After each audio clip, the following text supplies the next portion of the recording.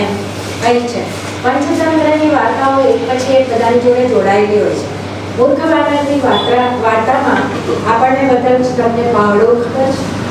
પહાડો પર જઈએ આપણે તો ગયા છો બધા કે આપણીના મોટા મોટા પહાડો હોય, આજુબાજુ ઘણા બધા પહાડ, મોટા પહાડોની વચ્ચે એક નાનું જંગલમાં બધા વાંદરાઓ, એની સાથે બધા પ્રાણીઓ રહે અને બધા જીવે.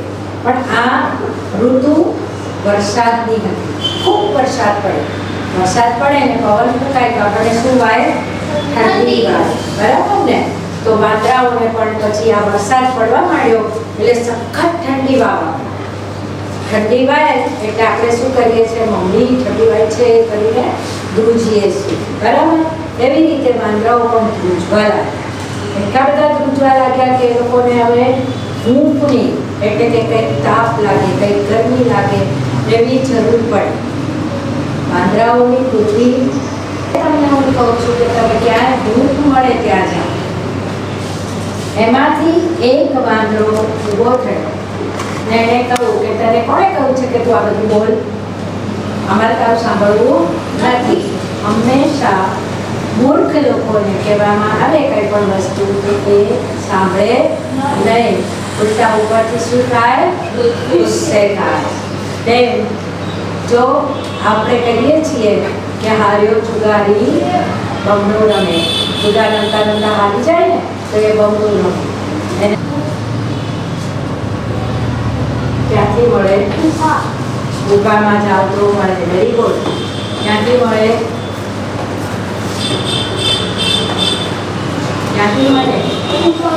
ગુફામાં જઈએ તો મળે છે. તો આને કહું પણ બીજો રસ્તો શું?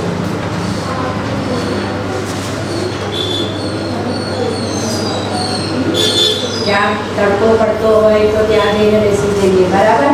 આપણે ઘરમાંથી દોડતા બહાર આવીએ ને તડકામાં બેસી જઈએ ને કે ઠંડી ઉડી જાય આપણી એમ કરીને તડકા આવે છે. ચાલો હું શરૂઆત કરું છું. પહાડ જેવી જગ્યા છે, ત્યાં આગળ આપણે બધા વાંદરાઓ ભેગા થયા છે અને વરસાદ પડે છે. શું પડે છે? વરસાદ પડે છે. અને વરસાદમાં બધા વાંદરા શું થયું છે? બધા બરાબર છે. સૂચિ મૂકી કોણ કરવાનું છે? આવી જાઓ. શું કહે છે? તું બધાને જોઈ રહી છે. ઓકે? હા, બધા વાંદરાઓ હવે શું જુએ છે? બતાવે છે. ચાલો રૂપામાં જઈએ ને તો પછી તડકે જઈએ ને તો ઝાડ નીચે રક્ષા લઈએ. હૂંફની જરૂર છે. તમારે હા ફરી આખું ફરી દો. ચાલો ગુફામાં મારી પાછળ પાછળ આવો હું તમને ગુફા બતાવું. નહીં તો તડકી ને તો પછી ઝાડ નીચે ગઈ. જુઓ, આ બચાવવું જોઈએ. બરાબર? એને મારવાની કોશિશ નહીં કરવાની. બરાબર છે ને? તો શું શીખ્યા તમે આજે? એક તો કોઈ સલાહ આપે મોટેથી બોલો બધા. બોલો ચલો મોટી. જો કોઈ સલાહ આપે તો લઈ લેવી જોઈએ, નકર એ સલાહ એનો વિરોધ ન કરવો જોઈએ, મારવું ન જોઈએ. એનો વિરોધ ન કરવો. દેખાય. યાદ રાખો આ શબ્દ શું છે? ચણોઠી. શું શબ્દ છે?